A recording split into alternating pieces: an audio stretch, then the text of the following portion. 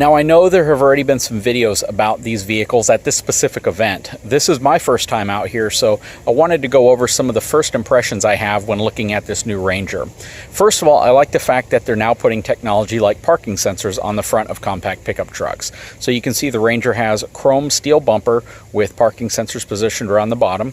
You can also see that this one has LED accent trim right here, as well as a projector style headlight. So this is pretty much par for the course when it comes to these types of trucks. You're seeing a lot more of LED projector style lights, parking sensors, and things like that on a truck like this, mainly because the price of these trucks really put it in that entry-level half-ton series, even though it's more of a compact vehicle. Has a fully boxed E-coated frame. You can see they've added reinforcement plates to certain areas of the frame. One right here, one right here. Frame thickness looks to be about 1/16 of an inch thick. I do like the fact that it's all LED tail lights, including your reverse lights, turn signals, brake lights, everything's LED. As you can see, it has reverse sensors here, as well as a backup camera. From what I can see, it doesn't appear that there's a 360-degree camera option available. This is the Lariat trim, which is going to be the highest trim package you can get one of these trucks in. Also, I don't see a front forward-facing camera either. Typically, if there were going to be one, it would be here below the front emblem. Now, it is a little dark out here, so I'm not going to be able to see as much as I'd like. But typical to this size truck, you're not going to have a tremendous amount of rear legroom. So I wouldn't expect to get a truck like this if you're absolutely going to haul people in the back. This is really going to be more for putting stuff in the back, maybe golf clubs.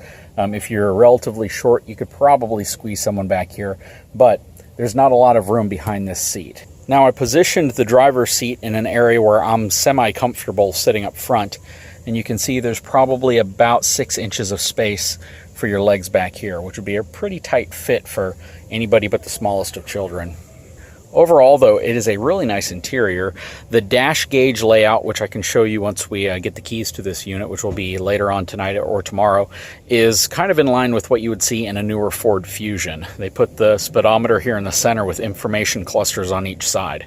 I personally like it. I know some people don't care for it, but it's something that I like, mainly because I drive a Ford Fusion as well, so I can appreciate that look. Also, something that's been pointed out in other videos is you get power forward, back, up, and down, but in terms of reclining, it's still manual control. And of course, you have your front back lumbar support. The back door is kind of interesting to me because it's a suicide door, and they give you a little pocket and a door handle here. But again, unless you have some really small kids, I don't really know how functional this back seat would be unless you're putting things back here that aren't people.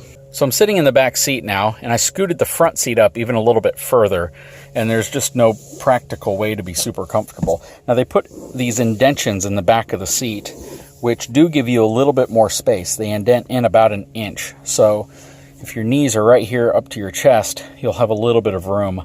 But adults really aren't going to be comfortable sitting in the back seat of this truck. Something that's cool that's been mentioned in other videos is you can now spec this truck out from Ford with the Yakima Rack as well as the kayaks. So that's pretty neat. I don't know if I would purposely get the kayaks with it, but having the rack available from Ford is definitely a nice feature to have. Now, one thing that's really nice is the fact that this relatively small pickup truck has a 1,472-pound maximum payload capacity. That's pretty impressive for a truck this size. That is easily into half-ton territory. Let's go take a look at one of the crew cab trucks to see how that number differs. So again, it's getting really dark on me here, but I do want to point out that this STX package Ranger does not have the LED light strip or the projector style headlight on it. This is your typical reflector style headlight, but it still has front parking sensors, so that's pretty cool. Walking around, you still get a very good looking package even though it's an STX. So you can't see it because it's getting dark and the light's kind of flooding out the area, but this specific payload package on this truck is 1,513 pounds. So there's a couple reasons why, even though this is a crew cab truck, it's going to have a slightly different payload capacity. First of all, if this wasn't spec'd out with that Yakima Rack or the kayaks, that might actually factor into the weight of the Lariat. Plus, the leather interior and all the features in the Lariat count as weight. So even though this truck is technically a heavier truck because it's a crew cab, it has a higher payload capacity because it doesn't have the trim package or the features that come with the other truck. Now, in terms of back seat legroom, This truck has a pretty good amount. I'm going to say that it's definitely feels like there's more space in here than the Tacoma that I've been in, as well as the Canyon in Colorado.